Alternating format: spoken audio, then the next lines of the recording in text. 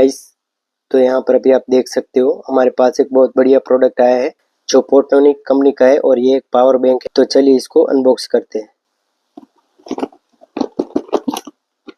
तो यहाँ पर देख सकते हो ये हमारा पावर बैंक है और इसके साथ क्या क्या चीज़ें आती है वो भी शेयर करता हूँ।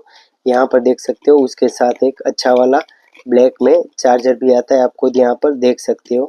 और ये हमारा पावर बैंक है और उसके साथ यहाँ पर आप साइड में देख सकते हो उसके साथ ये कागज़ भी आता है, वहाँ पर सारी डिटेल आप पढ़ सकते हो।